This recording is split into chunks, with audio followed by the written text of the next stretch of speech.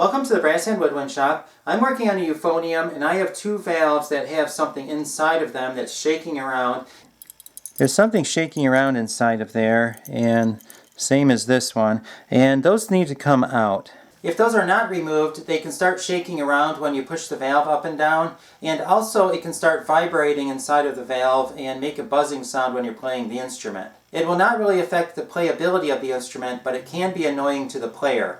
Usually what causes the problem is a piece of solder that came loose inside of the valve, or sometimes the valve stem can break off and the threaded part can work its way into the valve and get stuck there. There are several different ways to get something out of a valve. There are several holes that are already in the valve from the factory, and you can use those if you can.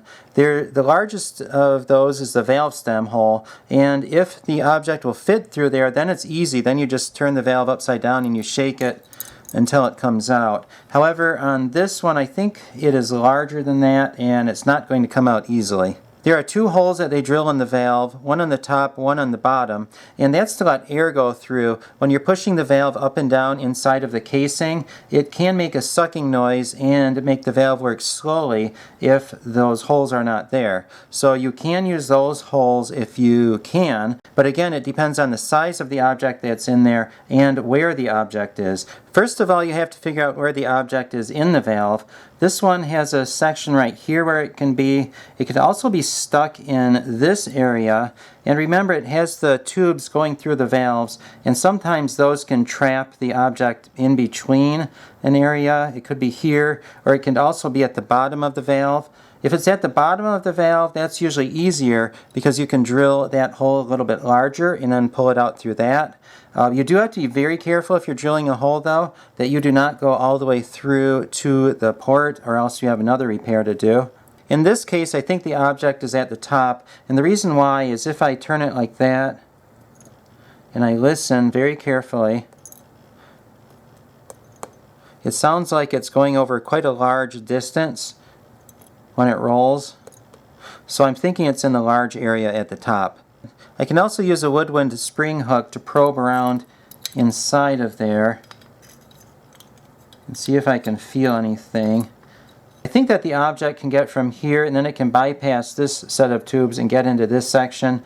I do not think that it can fit down into the bottom, though. I'm also going to take a flashlight and look up into there and see if I can see anything. I did see a metal object inside of that hole. It looked like it was going to be too big to come out even through the larger of the two holes.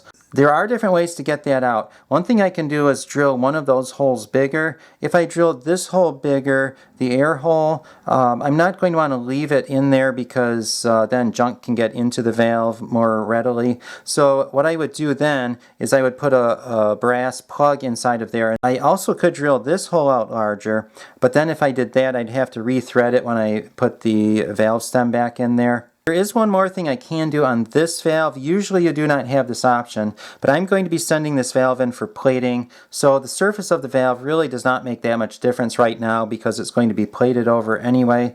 So what I'm going to do, or try to do at least, is unsolder this. There's a little cap that goes over there.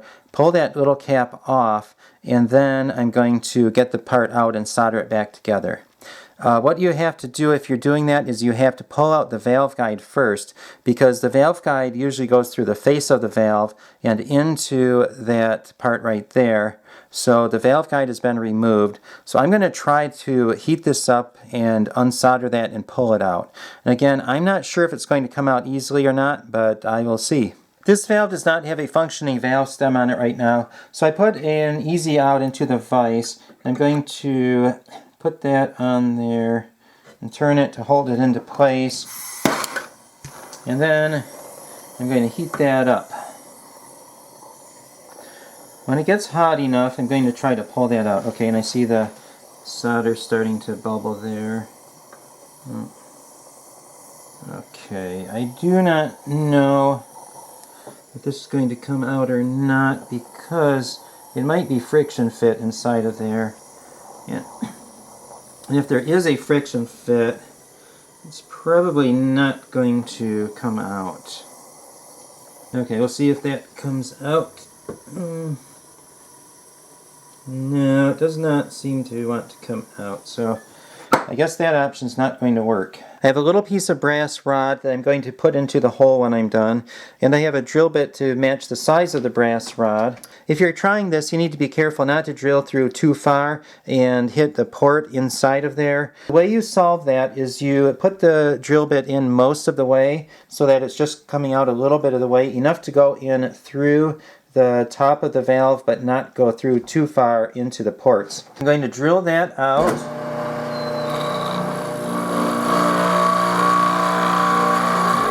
I have the larger hole drilled in there. Now let's see what comes out. Oh, there it is. Okay, there is the piece. That looks like the bottom part of the valve stem. Probably what happened is it broke off and then someone went to drill it out so they could get it out. They drilled a hole through it and then it went into the valve instead of out of the valve, and that obviously was not going to fit back through the hole right there because the threaded part is larger than that. Then I'm going to make sure I get everything out of there because there might be something else in there. Okay, I did hear a few things shaking around and then they came out, so I think we're all set. And now I'm going to put the little plug in there. I need to make sure it does not go in too far and get stuck in there, or else I'll be drilling a bigger hole and getting it out, and I don't want to have to do that. I soldered in the brass rod, then I cut it so that it's level with the top of the valve, and I drilled the hole in it, and now there's no more rattling. This one might be a little harder to do because there's so many places where something can get stuck inside of this valve, and I do not think it's at the top or at the bottom. I think it's somewhere in the middle, so I have to figure out where it is first. I'm going to check with a flashlight again. Well, I do see something at the top.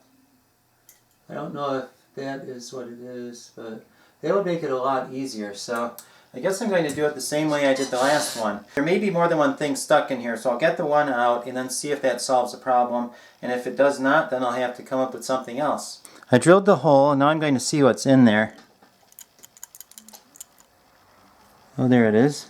It looks like it's a fairly large chunk of solder that got stuck in there somehow. Let's see if there's anything else in there. Nope. I guess that's it. So that one's ready to get sealed up too. I know you're wondering what would I have done if it were stuck in the middle somewhere. Well, I would have tried to figure out where it was exactly in the middle. I would have done that by shaking it and hearing where things are. Then what I would have done is I would have gone inside a port and drilled a hole inside of the port, being very careful not to ruin the face of the valve. And also you would have to be careful about the other ports too. So I would have drilled a hole in the port, and then I would have shook it till it came out. Then I would have taken one of my small brass patches and put it inside of the port and then soldered it into place inside of the port. I only suggest that you do this repair if you are an experienced technician and if the customer knows that you're doing it. Thank you for watching, and please subscribe for more band instrument repair videos.